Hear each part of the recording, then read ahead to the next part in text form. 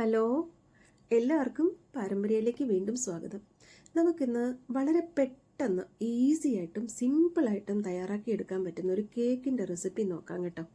ഇത് നമ്മുടെ വീട്ടിൽ എപ്പോഴും അവൈലബിൾ ആയിട്ടുള്ള ഇൻഗ്രീഡിയൻസ് മാത്രം വെച്ചുണ്ടാക്കിയ ഒരു കേക്കാണ്. ഇത് ആർക്ക് വേണമെങ്കിലും എപ്പോൾ വേണമെങ്കിലും ഉണ്ടാക്കിയെടുക്കാൻ പറ്റുന്ന നല്ല ഹെൽത്തി ആയിട്ടുള്ള ഒരു കേക്കാണ്.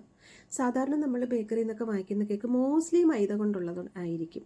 ഞാനിത് ഗോതമ്പ് കൊണ്ടാണ് ചെയ്തിരിക്കുന്നത്. കണ്ടില്ലേ, വളരെ ഫ്ലഫി ആയിട്ട് നല്ല സോഫ്റ്റായിട്ടാണ് കിട്ടിയിട്ടുള്ളത്. നല്ല ടേസ്റ്റുള്ള ഒരു കേക്കാണ്. അപ്പോൾ കുട്ടികളൊക്കെ സ്കൂളിൽ നിന്ന് വരുമ്പോഴായിരുന്നാലും അവർക്ക് ബോറടിക്കാത്ത പോലെ എന്നും എന്തെങ്കിലുമൊക്കെ ഉണ്ടാക്കി കൊടുക്കണമല്ലോ. സത്യം പറഞ്ഞാൽ ഇവിടെ കുട്ടികളൊന്നുമില്ല, പക്ഷേ ഈ കേക്ക് ഉണ്ടാക്കി കഴിഞ്ഞപ്പോഴത്തേക്ക് ഈ വീട്ടിലുള്ള ആർക്കും അത് തികഞ്ഞില്ല. അത്ര നല്ലൊരു ടേസ്റ്റായിരുന്നു. അത് നിങ്ങൾ ഉണ്ടാക്കി കഴിച്ച് കഴിയുമ്പോഴേ നിങ്ങൾക്ക് മനസ്സിലാവുള്ളൂ. അപ്പോൾ അതെങ്ങനെ ചെയ്യുന്നതെന്ന് നമുക്കൊന്ന് നോക്കാം. ഞാനൊരു 200 ഗ്രാം ഗോതമ്പ് പൊടി എടുത്തിട്ടുണ്ട്. ഒരു ടേബിൾ സ്പൂൺ ബേക്കിംഗ് പൗഡർ ഇട്ട് കൊടുത്തിട്ട് ആ ഗോതമ്പ് പൊടിയും ബേക്കിംഗ് പൗഡറും കൂടെ ചേർത്ത് നന്നായിട്ടൊന്ന് അരിച്ചെടുക്കുക. ഒരു 2-3 പ്രാവശ്യം അരിച്ചെടുക്കുകയാണെങ്കിൽ അത്രയും നല്ലതാണ്. ആ മാവും ബേക്കിംഗ് പൗഡറും എല്ലാം കൂടെ നന്നായിട്ട് മിക്സ് ആവും. ഒരു 3 കോഴിമുട്ട മിക്സിയിലോട്ട് ഇട്ട് കൊടുത്ത് നന്നായിട്ടൊന്ന് അടിച്ചെടുത്തിട്ട് വന്നിട്ടുണ്ട്. ഒരു 100 ഗ്രാം പഞ്ചസാര പൊടിച്ചെടുത്തപ്പോൾ അതൊരു 150 ഗ്രാം പഞ്ചസാര ആയിട്ടുണ്ടായിരുന്നു. ആ പൊടിയും കൂടി ഇട്ട് കൊടുത്തിട്ടുണ്ട്. ഒരു 100 ഗ്രാം വെണ്ണ ഇല്ലയെന്നുണ്ടെങ്കിൽ കുക്കിംഗ് ഓയിൽ ഒഴിച്ചാലും മതി. ഒരു 2-3 ഡ്രോപ്പ് വാനില എസൻസ്, ആ മുട്ടയുടെ സ്മെല്ലൊക്കെ ഒന്ന് പോകാൻ വേണ്ടിയിട്ട് വാനില എസൻസോ പൈനാപ്പിൾ എസൻസോ എന്തെങ്കിലും ഒഴിച്ചു കൊടുത്ത് ഇതെല്ലാം കൂടെ നന്നായിട്ട് മിക്സിയിലൊന്ന് അടിച്ചെടുത്തിട്ട് വരിക. കണ്ടില്ലേ, നന്നായിട്ട് ഞാൻ അടിച്ചെടുത്തിട്ടുണ്ട്. ഇനി ഇത് നമ്മുടെ ആ മാവിനോടൊപ്പം ഒന്ന് ഒഴിച്ചു കൊടുക്കുക. വേണമെങ്കിൽ ഒരു നുള്ളു ഉപ്പ് ഇട്ട് കൊടുക്കാം, ഞാനത് ഇട്ടിട്ടില്ല. ഇത് മാവിലോട്ട് ഒഴിച്ചു കൊടുത്തിട്ട് നന്നായിട്ട് നമ്മളൊന്ന് മിക്സ് ചെയ്യുക.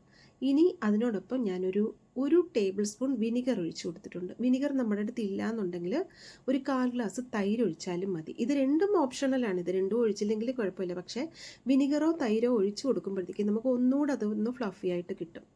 ഇനി ആ മാവ് നന്നായിട്ടൊന്ന് യോജിപ്പിക്കുക. വളരെ ജെൻറ്റിലായിട്ട് സോഫ്റ്റായിട്ട് ഇളക്കി യോജിപ്പിക്കുക. മാവിൻ്റെ കൺസിസ്റ്റൻസി നോക്കിക്കൊള്ളുക. അല്പം കട്ടി ഉണ്ടായിരുന്നു, അതുകൊണ്ട് ഞാനൊരല്പം പാലും കൂടെ ഒഴിച്ചു കൊടുത്തിട്ടുണ്ട്. ഒഴിച്ചു കൊടുത്തിട്ട് ആ മാവ് ഒരു നല്ല നമ്മളൊക്കെ ഇഡ്ഡലിക്ക് ഒഴിക്കുന്ന മാവില്ലേ, അതിൻ്റെ ആ ഒരു കൺസിസ്റ്റൻസി ആയിരിക്കണം. ഒരുപാട് വെള്ളം ആവരുത്, ഒരുപാട് കട്ടിയും ആവരുത്. നമ്മളിതേ മാവ് ഇങ്ങനെ എടുക്കുമ്പോഴത്തേക്കും ഒരു റിബൺ ലൈക്ക് കൺസിസ്റ്റൻസി എന്ന് പറയത്തില്ലേ, ഇതുപോലെ റിബൺ പോലെ അങ്ങനെ ആ മാവ് അങ്ങനെ വീഴുന്ന ഒരു പരുവത്തിലായിരിക്കണം. അല്പം കട്ടിയാണെന്ന് കണ്ടാൽ ഒരല്പം കൂടെ പാലൊഴിച്ച് കൊടുത്തോണ്ടാൽ മതി. ഇനി നമ്മളൊരു കേക്ക് ട്രേയിലോ ഇല്ല ഒരു ചോറ്റുപാത്രത്തിലോ, നമ്മുടെ വീട്ടിൽ ഏതാ സൗകര്യമുള്ള പാത്രം എന്ന് വെച്ചാൽ അതിൽ അല്പം വെണ്ണയോ അല്ലെങ്കിൽ കുക്കിംഗ് ഓയിലോ തടവി കൊടുത്തിട്ട് ബട്ടർ പേപ്പർ ഉണ്ടെങ്കിൽ അടിയിലിട്ട് കൊടുക്കുക, ഇല്ലെങ്കിൽ വേണമെന്നില്ല, അല്പം മാവ് തൂവി കൊടുത്താലും മതി. അതിലോട്ട് ഒഴിച്ചു കൊടുക്കുക. ഒഴിച്ചു കൊടുത്തതിന് ശേഷം ഒരു കുക്കർ ഒരു 10 മിനിറ്റ് മുമ്പ് തന്നെ ഞാൻ അടുപ്പിൽ വെച്ച് പ്രീ ഹീറ്റ് ചെയ്ത് വെച്ചിട്ടുണ്ടായിരുന്നു. അതിലോട്ട് ഒരു റിങ് ഇറക്കി വെച്ച് കൊടുത്തതിന് ശേഷം ഈ പാത്രം അങ്ങോട്ട് ഇറക്കി വെച്ച് കൊടുത്ത്, ഞാൻ കുക്കറിൻ്റെ അടപ്പ് കൊണ്ടല്ല അടച്ചിട്ടുള്ളത്, ഒരു പ്ലേറ്റ് വെച്ച് അടച്ചിട്ട് അതിൻ്റെ മുകളിൽ ഒരു വെയിറ്റ് എടുത്ത് വെച്ച് കൊടുത്തിരിക്കുകയാണ്. ഒരു 35 മിനിറ്റിന് ശേഷം തുറന്നപ്പം ദേ കണ്ടില്ലേ, നമ്മുടെ കേക്ക് നല്ല ഫ്ലഫി ആയിട്ട് പൊങ്ങി വന്നിരിക്കുന്നു. ഇത് വേണമെങ്കിൽ നമുക്കൊരു ടൂത്ത് പിക്ക് എല്ലാം വെച്ച് കുത്തി നോക്കാം വെന്തോ എന്നുള്ളത്. പക്ഷേ എനിക്കത് കൺഫേം ആയിരുന്നു വെന്ത് കാണും. കാരണം ഇത് സ്ഥിരമായിട്ട് ചെയ്യുന്നത് കൊണ്ട് അത് വെന്തിട്ടുണ്ടെന്നുള്ളത് എനിക്ക് വിശ്വാസം ഉള്ളതുകൊണ്ട് ഞാൻ കുത്തിയൊന്നും നോക്കിയില്ല. അങ്ങനെ തന്നെ എടുത്ത് പ്ലേറ്റിലോട്ട് വെക്കുകയാണ് ചെയ്തത്. ഇനിയിപ്പം നമുക്ക് അതൊന്ന് തിരിച്ചിട്ട് കൊടുക്കണം. അത് തിരിച്ചിട്ട് കൊടുക്കുമ്പോഴത്തേക്ക് അതിൻ്റെ പുറത്ത് നമ്മൾ വെച്ചിരുന്ന ആ ബട്ടർ പേപ്പർ ഉണ്ടാവും.